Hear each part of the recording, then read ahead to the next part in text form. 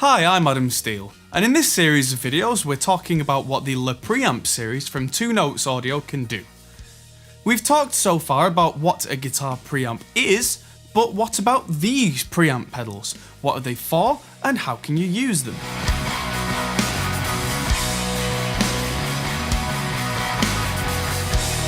So, I'm in the live room in front of this amp and speaker cabinet, but let's say I don't like the sound of this particular preamp in this guitar amp. You can see that it's a Marshall amp, but the brand is unimportant. The idea works with a great number of guitar amps from different amp manufacturers. What we can do here is take the output from one of the 2 Notes preamp pedals, let's say lead, and we connect it to the part of the amp that's labelled either effect return or sometimes power amp in. Those are just different names for the same thing. If your amp has a control for the percentage of effect return, set this to 100%. In this way, the preamp section of the amp is no longer being used, and the preamp pedal has taken over, giving you a very clever hybrid setup where you can breathe new life into your old rig without having to replace the whole thing. If you have one of these, which is a dedicated power amp, you can simply plug the preamp pedal into the power amp's input. If you want to plug any effects in between the preamp pedal and that power amp, that's no problem. We'll look at that in depth in a later video. Also, this power amp is in stereo, so any stereo effects you've got, you can get these huge sounds like this.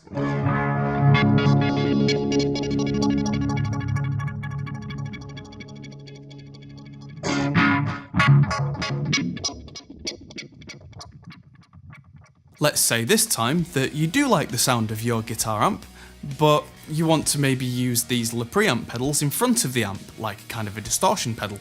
Would that work? Is there anything bad about running a preamp into another preamp? Short answer is no problem. In this instance, I'm running the clean preamp into this Marshall head's main input and using it as a boost.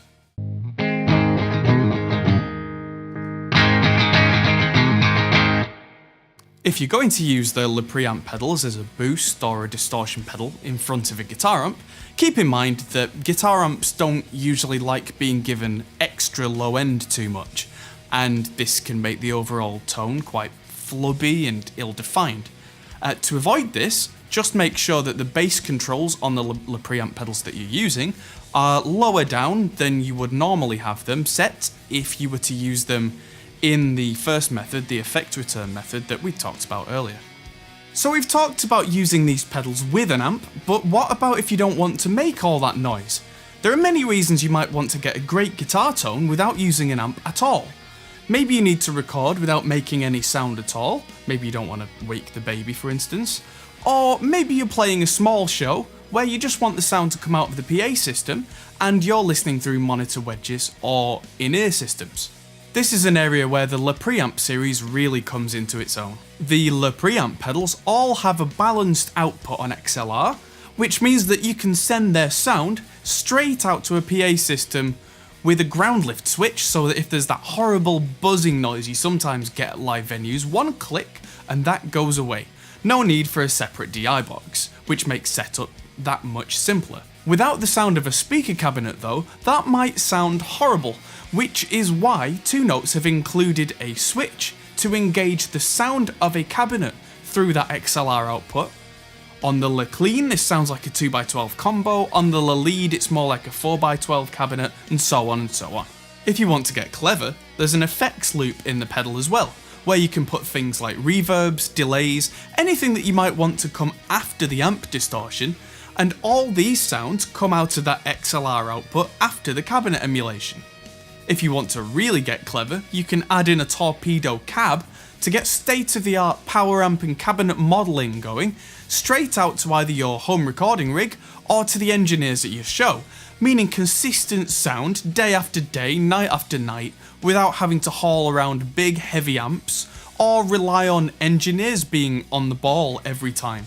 As you can see, there are a lot of applications for this set of pedals. I've been talking a bit vaguely about the set of pedals so far. What does each one actually sound like? In the next video of this series, we'll start talking about the differences between the pedals and common misunderstandings.